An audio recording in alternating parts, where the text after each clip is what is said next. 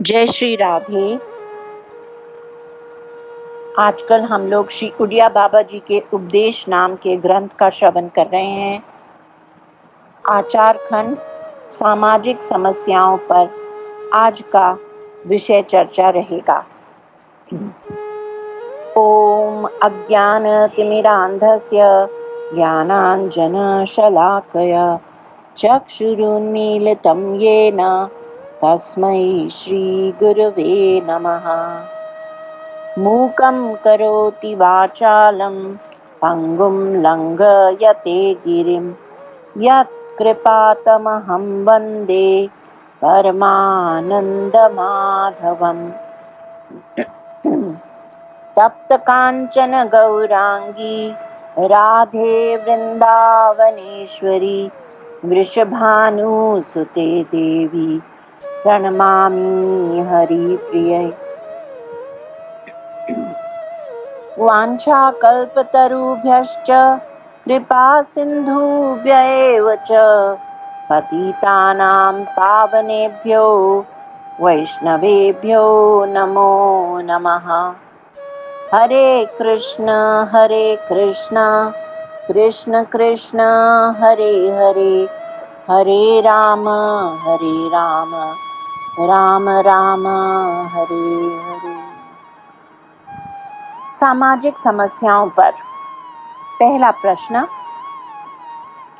नवयुवक को क्या करना चाहिए?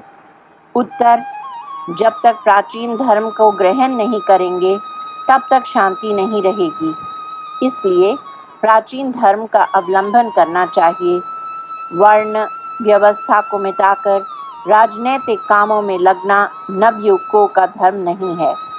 न्याय और सत्य से धन कमाओ तथा वर्णाश्रम धर्म को मानो। प्रश्न, धर्म किसे कहते हैं? उत्तर, जो जीव को नीचे न गिरने दे उसका नाम धर्म है। लोग उन्नति चाहते हैं परंतु पाप से नहीं डरते। ऐसी अवस्था में उनकी उन्नति कैसे हो सकती है? प्रश्न, आजकल पहले जैसे विद्वान नहीं होते, इसका क्या कारण है? उत्तर, पहले जितने बड़े बड़े विद्वान थे सब भगवान शंकर की आराधना करते थे। उनकी कृपा से ही उन्हें वैसी विद्या प्राप्त होती थी। अब कोई उपासना तो करता नहीं, विद्या कहाँ से आवे? प्रश्न, अवनति क्यों हो रही है? उत्तर, ईश्वर का भय नहीं रहा, इसलिए सांसारिक जीवों का कल्याण भय से ही होता है। जब तक ईश्वर का भय, महात्माओं का भय, ब्राह्मणों का भय अथवा माता पिता का भय रहता है तब तक समझो ईश्वर की पूरी कृपा है। यदि जीव इनसे न डरे तो समझे कि बहुत बुरा हुआ।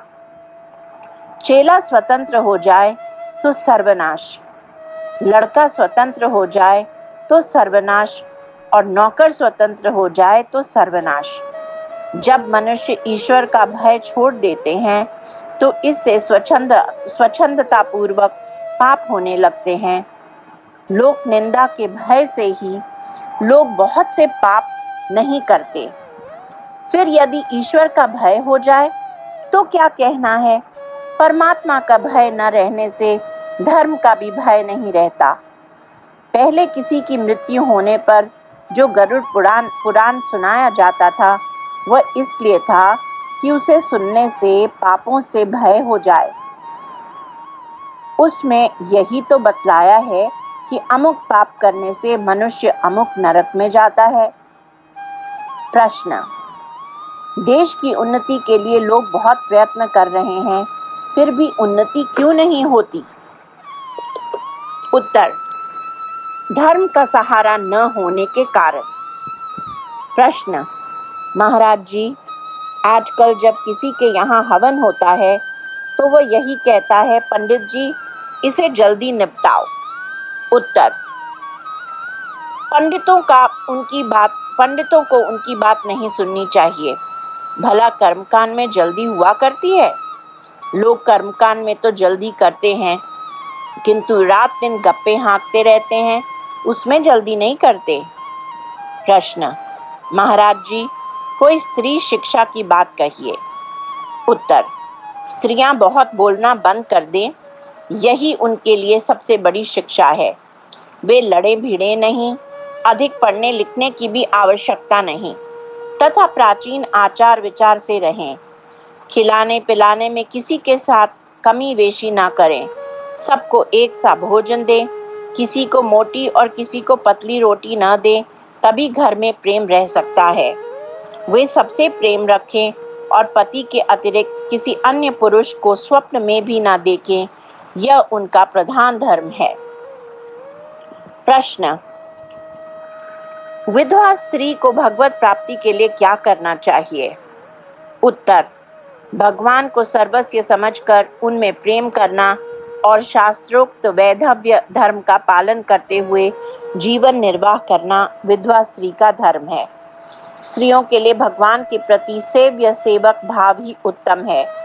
यूं तो यह सभी के लिए उत्तम है, किंतु स्त्रियों के लिए तो इसके सिवाय कोई भी भाव निरापद नहीं है और भावों में पतन की संभावना है। इस भाव में भय रहता है, इसलिए इसमें पतन की संभावना नहीं है, अतः यही सर्वोत्तम भाव है। प्रश्न, सधवा स्त्री यदि साधुओं के पास न जाकर पति की सेवा करे तो कैसी? उत्तर, बहुत अच्छी, किंतु यदि उसे पति अपने साथ साधुओं के पास ले जाए तो अवश्य जाना चाहिए। मनु और शत्रुपा दोनों ही तपस्या करने के लिए गए थे ना? हाँ, पति की आज्ञा के बिना उसे नहीं जाना चाहिए। प्रश्न, विधवा स्त्री साधुओं के पास न जाकर भजन ही करे तो कैसा? उत्तर, बहुत अच्छा। पहला, जो उत्तम स्त्रियां होती हैं वे घर में सबको अच्छी चीजें खिला देती हैं और अपने लिए भोजन रहे अथवा न रहे इसकी परवाह नहीं करती, तथा जो निकृष्ट स्त्रियां होती हैं वे अपने ही लिए अच्छी अच्छी चीजें रखना चाहती हैं, उनमें से बहुत सी तो चुरा कर भी खा लेती हैं, यह अच्छा नहीं। दूसरा, स्त्रियों को भीख मांगकर खाना शास्त्र विरुद्ध है।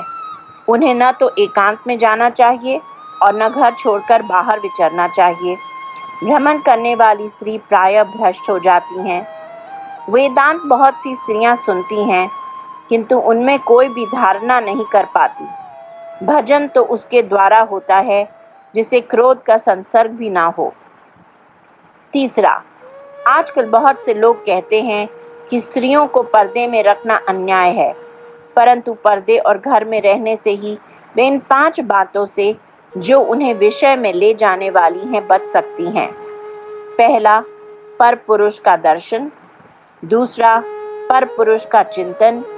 तीसरा, पर पुरुष का रूप वर्णन। चौथा, पर पुरुष के साथ संभाषण। पांचवा, पर पुरुष का स्पर्श। पर्दा इसलिए रखा गया है पुरुषों को भी। स्त्री दर्शन, दूसरा स्त्री चिंतन, तीसरा स्त्रियों का सौंदर्य वर्णन, चौथा स्त्रियों के साथ संभाषण और पांचवा स्त्रियों को स्पर्श, ये सब विषयों में ले जाने वाले हैं, अतः उन्हें भी इनसे बचना चाहिए। चौथा, विधवा स्त्री को भगवान नाम जप और भगवान नाम कीर्तन में अपना समय लगाना चाहिए। उसके लिए श्रृंगार करना बहुत बुरा है, उसे तो भगवान को ही अपना सब कुछ मानना चाहिए। पांचवा, सधवा स्त्री को चाहिए कि वो अपने पति को ही परमेश्वर मानकर उनकी सेवा करे, इसके साथ भगवत भजन में भी लगी रहे। छठा, आजकल स्त्रियों को पति में भगवत भाव नहीं होता, इसी से उन्हें भगवान की आवश्यकता है। यदि पति में भगवत भाव हो तो स्त्री को किसी अन्य उपासना की आवश्यकता नहीं है, उसे पति सेवा से ही भगवान की प्राप्ति हो जाएगी। सातवां, भिक्षा मांगने वाले सन्यासी और फेरी लगाने वाले व्यापारी से स्त्रियों को पर्दा करने की आवश्यकता नहीं है। आठवां, अनूप शहर में कई विद्यार्थियों ने मेरे पास आकर प्रश्न किया कि महाराज, पंडित लोगों ने हमारे साथ बड़ा भारी अत्याचार किया है, हमें विदेश यात्रा से वंचित रखा है। वे कहते हैं कि विदेश में जाना पाप है। मैंने उत्तर दिया कि विदेश में जाना इसलिए पाप बताया गया है कि यदि सर्वसाधारण वहां जाएंगे तो वे विदेशी धर्म, विदेशी वेश, विदेशी प्रेम, विदेशी आचार और विदेशी आचरण का अवलंबन करेंगे। इसलिए हमारे शास्त्र में वहां जाना मना किया है। इसका प्रत्यक्ष अनुभव भी हो रहा है। वर्तमान समय में विदेशी संसर्ग का फल यहाँ तक हुआ है कि छोटे छोटे बच्चे भी टॉप आदि लगाने लगे हैं और सिगरेट बीड़ी पीते हैं, निजी संस्कृति भूल गए हैं। स्वदेशे स्ववेशे स्वधर्मे स्ववर्णे जनानां प्रशस्यः प्ररूढ़ो अनुरागः। अर्थात लोगों का अपना देश, अपना वेश, अपने धर्म और अपने वर्ण में दृढ़ अनुराग होना ही प्रशंसनीय है। अतः जिस व्यक्ति का स्वदेश आदि में प्रेम होता है वही महान माना जाता है। जो विदेशी आचार और विदेशी धर्म में कभी आसक्त न हो वे ही लोग विदेश जा सकते हैं। सर्वसाधारण के लिए तो विदेशों में जाना महान पाप है।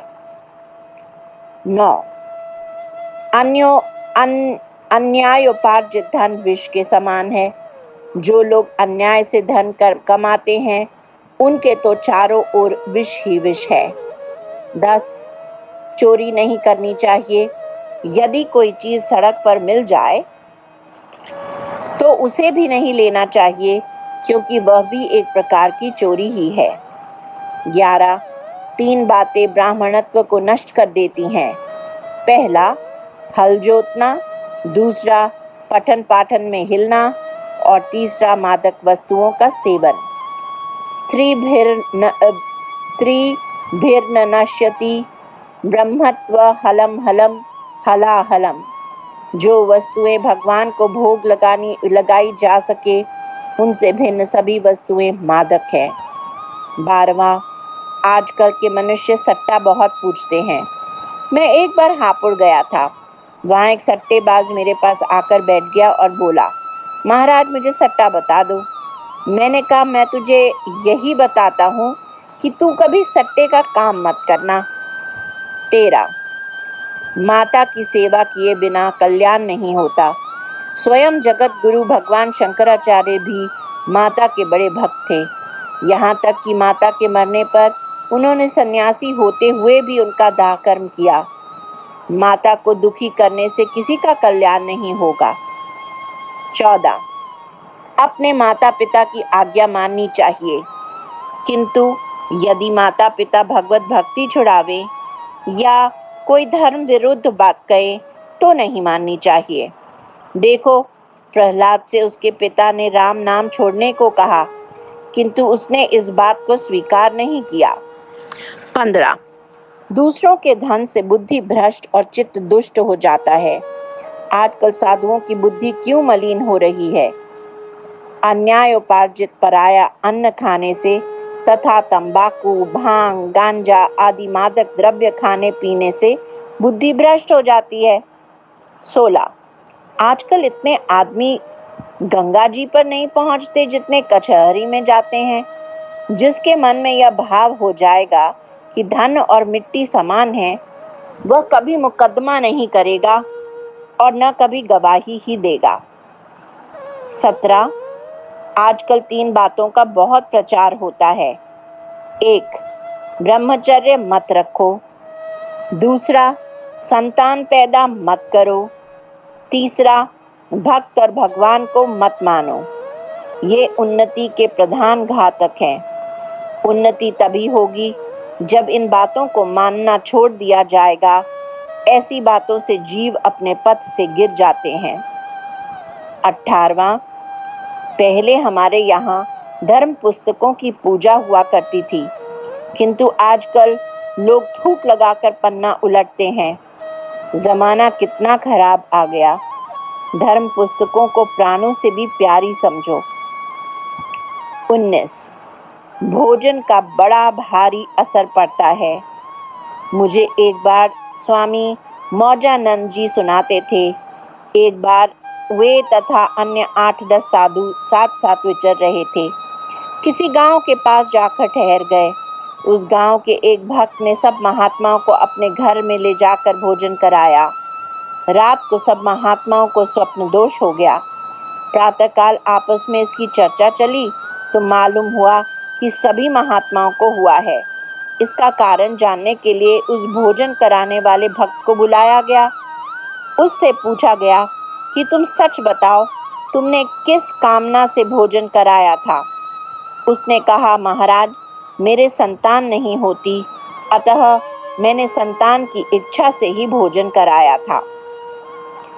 20वां, भारतवर्ष में तंबाकू क्या आई, साक्षात कलयुग ही आ गया। इससे बुरी संसार में कोई चीज नहीं। गुरु गोविंद सिंह जी ने इसे बहुत बुरा बताया है। इसका कभी सेवन नहीं करना चाहिए। 21वां, आजकल कितने ही दंडी स्वामी भी तंबाकू आदि पीने लगे हैं और अपने पास पैसे भी रखते हैं। यदि उनसे कोई कहता है तो वे झट से अपने को वेदांती ब्रह्मज्ञानी बतलाने लगते हैं और अहम ब्रह्मास्मि कहने लगते हैं। यह कितना बुरा है। ये लोग औरों को भी बिगाड़ते हैं। इनके शिष्य भी करते धरते तो कुछ है नहीं, केवल अहम ब्रह्मास्मि याद कर लेते हैं। 22वां, भैया, कोई ब्रह्मज्ञानी ही क्यों ना हो, अपने को सिद्ध ही क्यों ना कर कहता हो, यदि वह तंबाकू आदि मादक द्रव्यों का सेवन करता है और अपने पास पैसे रखता है तो मेरा मन उससे मिलने को कभी नहीं चाहता और न मैं उससे मिलना अच्छा ही समझता हूँ। 23वां, आजकल शहर वालों में ऊपर से तो सफाई है किंतु उनका मन मलिन है। मेरे विचार से तो इस तंबाकू ने ही सब कुछ बिगाड़ रखा है। सनातन धर्म का नाश तो इसने ही किया है। यह क्या धर्म है जो एक के मुंह को चीलम दूसरे के मुंह में लगा देता है? फिर झूठ का विचार ही क्या रहा? छुआछूत तो शास्त्र में मान्य है। जो उसे मिटाने का प्रयत्न करते हैं वे शास्त्र विरुद्ध कर रहे हैं। 24वां, भगवान का जो भक्त होगा वह बीड़ी, हुक्का, सिगरेट, सुल्फा, तंबाकू, भांग आदि नशीली और तमोगुणी वस्तुएं नहीं खाए पिएंगे, क्योंकि भक्त जो कुछ भी खाए पिएगा अपने भगवान को अवश्य अर्पण करेगा। फिर भला वह अपने भगवान को ऐसी तमोगुणी चीजें कैसे भोग लगाएगा? 25, यदि कोई धूम्रपान करता है तो मैं निश्चय पूर्वक कह सकता हूँ कि उससे मंत्र सिद्धि कदापि नहीं होगी। 26, मैंने एक कपड़े की दुकान पर देखा कि एक आदमी गद्दी पर बैठा बीड़ी पी रहा था। बताओ भला, ऐसे लोगों के पास लक्ष्मी कैसे ठहर सकती है? जिस गद्दी पर पहले गणेश जी और लक्ष्मी जी को गद्दी मानते थे, उस पर बैठकर हुक्का या बीड़ी पीना, क्या यह ठीक है? यदि पतंगा उड़कर ही गिर जाए तो कितनी हानि हो। भारतवर्ष के मनुष्य अब कैसे भ्रष्ट हो गए हैं। 27, पहले सब लोग श्री सरस्वती जी या गणेश जी का स्मरण करके ही ग्रंथ आरंभ करते थे, परंतु आजकल ऐसी बात नहीं। अब तो बड़े बड़े पंडित भी ग्रंथ के आरंभ में मंगलाचरण भी नहीं करते। इसी से उनकी सफलता प्राप्त नहीं होती। 28, हमारे और महात्मा गांधी की अहिंसा में बड़ा अंतर है। सनातन धर्म में तो गांव में आग लगाने वाले, किसी को जहर देने वाले अथवा अकारण दुख देने वाले को मार डालना भी अहिंसा ही है।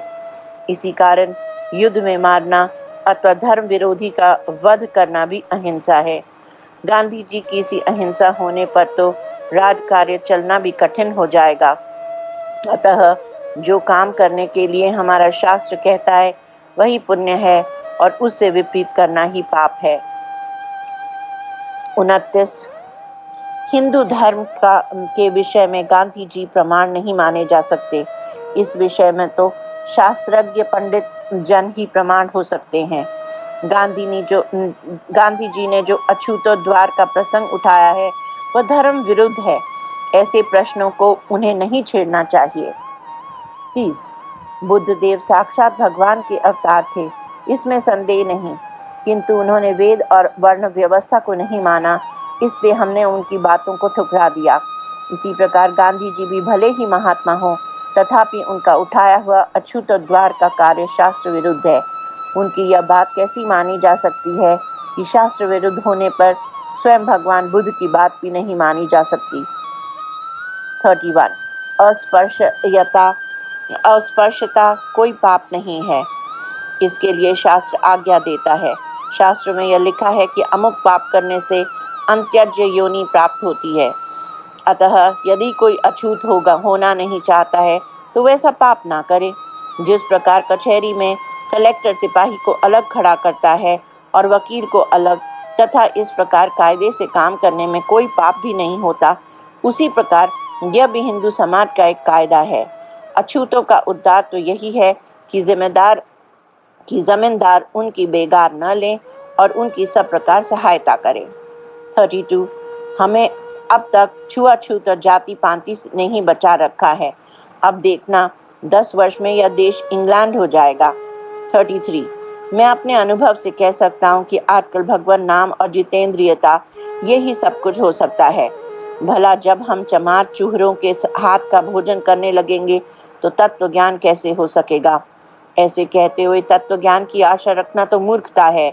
ऐसे कलयुगी जीवों की समझ में तत्व ज्ञान आ ही नहीं सकता, वह तो पवित्र हृदय वालों को ही प्राप्त हो सकता है। 34 भगवान नाम कीर्तन करने का अधिकार सबको है। भंगी चमार भी खूब कीर्तन कर सकते हैं, किंतु उन्हें सवर्णों के साथ एक ही मंडली में मिलकर कीर्तन नहीं करना चाहिए। जो भक्त होगा वह तो सभी सवर्णों के साथ मिलने का आग्रह नहीं करेगा। श्री गौरांग देव के मुख्य पार्षद हरिदास जी यवन थे। काजी ने उनको कोड़ों की मार लगाई, फिर भी उन्होंने कृष्ण नाम नहीं छोड़ा। उनके शरीर से रक्त की धाराएं निकल रही थी, फिर भी वे प्रेमोन्मत्त होकर श्री हरिनाम कीर्तन कर रहे थे। महाप्रभु जी उनके आलिंगन करना चाहते थे, किंतु वे यह कहते हुए दूर भाग जाते थे कि प्रभु मैं तो अत्यंत नीच हूँ, आप मुझे स्पर्श ना करें। रैदास जी इतने बड़े महात्मा थे, किंतु उन्होंने अपनी वृत्ति नहीं छोड़ी। वे बराबर जूते बनाने का ही धंधा करते रहे। इसी प्रकार अंत्यजों में अनेकों भक्त हुए हैं, किंतु किसी ने यह नहीं कहा कि हमें अपने पंक्ति में बिठाकर खिलाओ अथवा हमारा स्पर्श करो। 35 वर्णाश्रम धर्म हिंदुओं का जन्म सिद्ध अधिकार है। यह ईश्वर का रचा हुआ है, मनुष्यों का नहीं। सनातन धर्म संसार में सबसे श्रेष्ठ धर्म है। इसकी उत्कृष्टता स्वामी विवेकानंद तथा लोकमान्य तिलक ने अनेकों युक्तियों से सिद्ध की है। इसकी सबसे बड़ी विशेषता यह है कि इसमें सब प्रकार की प्रकृति के लोगों के लिए विभिन्न प्रकार के अनेकों साधन हैं। जो जिस सन्मार्ग में जाना चाहता है उसी में से चलकर भगवान को प्राप्त कर सकता है। संसार के और किसी धर्म में यह बात नहीं है। 37 हमारे यहाँ भोग तो है ही नहीं, यहाँ तो विवाह भी भगवत प्राप्ति के लिए ही किया जाता है। भारतवर्ष भोग के लिए नहीं है, यह तो धर्माचरण के लिए ही है। 38 आजकल सब भ्रष्ट क्यों हैं? क्योंकि सभी महान आदमी आलसी हो गए हैं। हर एक के घर का खा लेते हैं, पानी भी अपने हाथ से खींच कर नहीं पीते। मैं जब छोटा था तो किसी के भी हाथ का खाता पीता नहीं था। आजकल के ज्ञानी भी कैसे हो गए हैं कि आचार विचार को छोड़ दिया है। पहले तो आर्य समाजियों ने आचार विचार को बिगाड़ा, फिर ज्ञानियों ने, और अब कांग्रेस ने सब चाप चौपट कर दिया। 15 दिन आचार विचार से रहकर देखो और चेहरा कैसा हो जाता है। यदि आचार विचार छूट गया तो रहा ही क्या। 39 आजकल लोग ब्राह्मणों का खंडन करते हैं, परंतु ब्राह्मणों की महिमा का क्या कहना है। विपद घनध्या ध्वांत सहस्र मानवः समीहितार्थ अर्पणाक मधेनवः कामधेनवः अपार संसार समुद्र सेतवः पुनन्तु माम ब्राह्मण पाद रेणवः। 40 एक स्थान पर भगवान कहते हैं, अविद्या व सविद्या का व ब्राह्मणों माम की तनु, अर्थात ब्राह्मण विद्वान हो अथवा मूर्ख, मेरा ही स्वरूप है। 41 आजकल के नए भक्त कहते हैं ब्राह्मण क्या होते हैं। मैं तो कहता हूँ कि यदि भक्ति करने से संध्या उपासना छूट जाए, ब्राह्मण पूजन छूट जाए अथवा कर्म छूट जाए तो ऐसी भक्ति को दूर से ही नमस्कार है। रामानंद राय कितने बड़े भक्त थे, किंतु उनके यहाँ 500 ब्राह्मण रहते थे। वे ऐसे ब्राह्मण भक्त थे। 42 जिस ब्राह्मण के मस्तक पर चंदन न हो, शास्त्रों में उनके दर्शन करने का भी निषेध है। आज अनेक ब्राह्मण न तिलक लगाते हैं, न जनेऊ पहनते हैं, कोट बूट पतलून धारण करते हैं। क्या ये ब्राह्मण हैं? 43 हमारे यहाँ गायत्री का जप करना क्यों लिखा है? इसलिए कि इससे बुद्धि पवित्र हो जाती है और तभी शास्त्र का रहस्य समझ में आता है। आजकल जप तो करते नहीं, फिर शास्त्र कैसे समझ में आवे? पहले तो 8 वर्ष के ब्राह्मण बालक का यज्ञोपवीत कराकर उससे गायत्री का जप कराते थे, तब बुद्धि शुद्ध होने पर शास्त्र समझ में आता था। 44 महात्मा और ब्राह्मण को सर्वदा कुशासन या मृग चर्म पर ही बैठना चाहिए, किंतु गृहस्थ और नीची जाति के लोगों को इन पर नहीं बैठना चाहिए। इसका एक विशेष कारण है। शरीर में 2 प्रकार के परमाणु होते हैं, शुद्ध और अशुद्ध। यह हर समय शरीर से निकलते रहते हैं और पृथ्वी इन्हें अपने में लीन कर लेती है। अतः यदि महात्मा कुशासन या मृग चर्म पर बैठेंगे तो उनके शुद्ध परमाणुओं को पृथ्वी नहीं खींच सकेगी और इससे उनकी शुद्धता बढ़ेगी। किंतु गृहस्थ या नीची जाति के लोग इन पर बैठेंगे तो उनके शरीर से जो रात दिन विषाक्त होने का कारण अशुद्ध परमाणु निकलते हैं, वे पृथ्वी में न जाकर पुनः उनके शरीर में ही प्रविष्ट हो जाएंगे। इसलिए इससे उनकी अशुद्धि और भी बढ़ती रहेगी।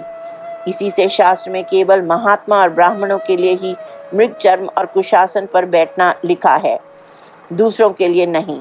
किंतु आजकल तो लोग समझते हैं कि ब्राह्मणों में भी यह भेदभाव बना लिया है। उन्हें यह मालूम नहीं कि इससे उन्हीं का कल्याण है।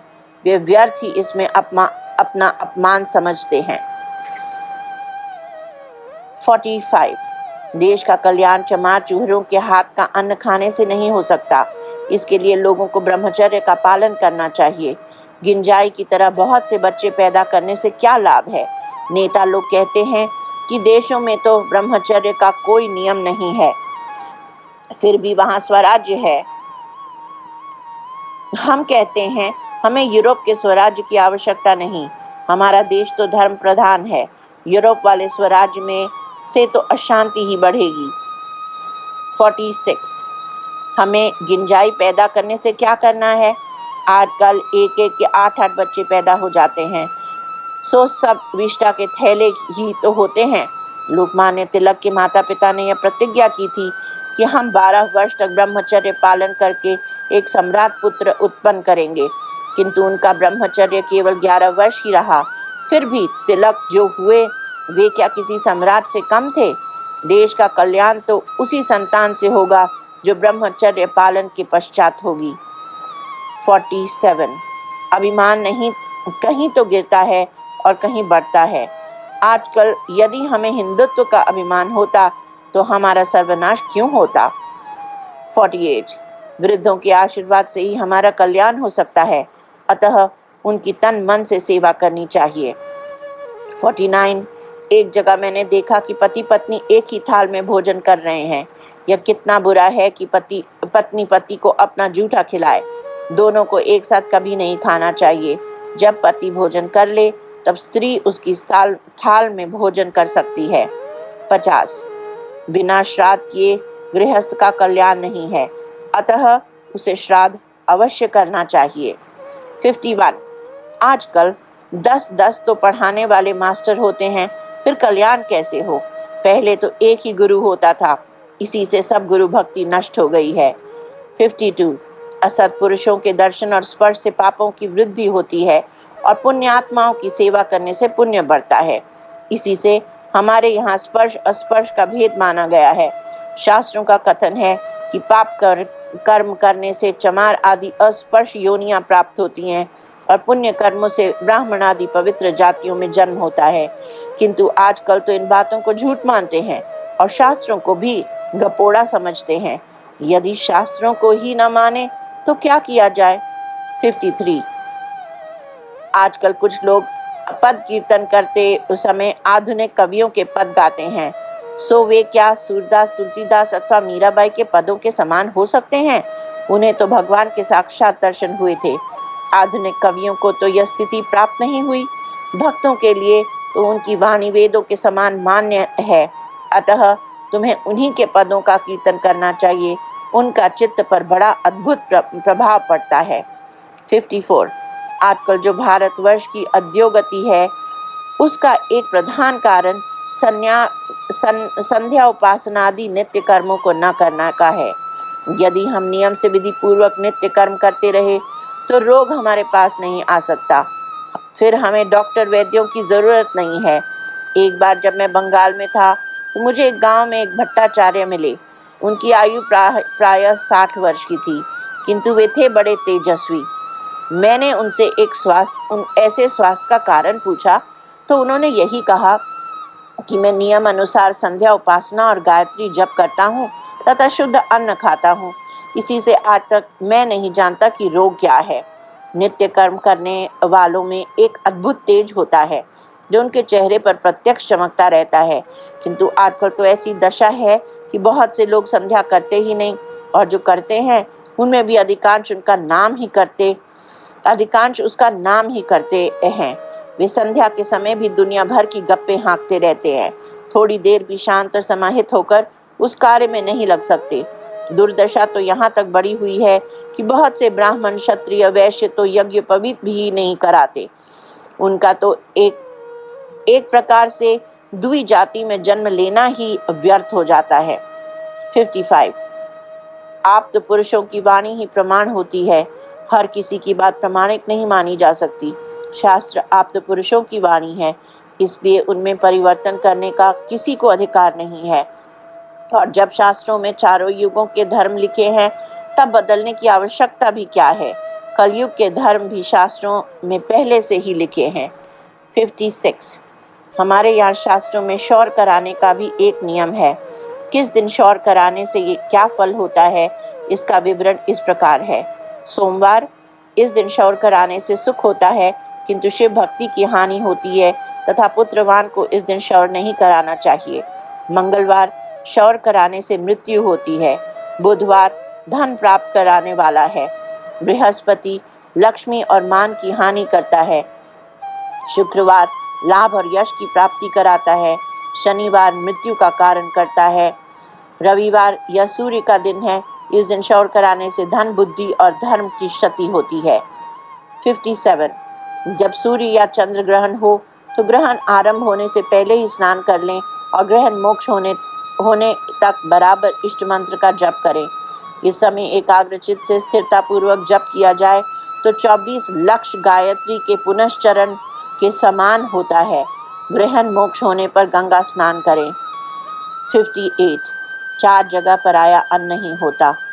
1 गुरु के घर, दूसरा मामा के यहाँ, तीसरा ससुराल में और चौथा सौतेले भाई के यहाँ। 59 ब्राह्मण के लिए तो शरीर से परिश्रम करके कमाना ही पाप है, उसे तो बुद्धिजीवी होना चाहिए। परिश्रमजीवी ब्राह्मण तो वास्तव में ब्राह्मण नहीं कह सकते। जो बुद्धिजीवी हैं वही सच्चा ब्राह्मण है।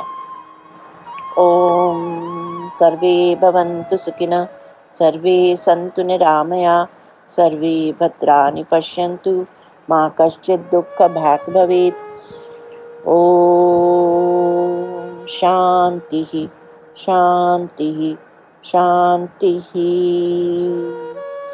हरे कृष्ण कृष्ण कृष्ण हरे हरे, हरे राम राम राम हरे हरे, हरे कृष्ण कृष्ण कृष्ण हरे हरे, हरे राम राम राम हरे हरे, हरे कृष्ण कृष्ण कृष्ण हरे हरे, हरे राम राम राम हरे हरे, हरे कृष्ण कृष्ण कृष्ण हरे हरे, हरे राम राम राम हरे हरे।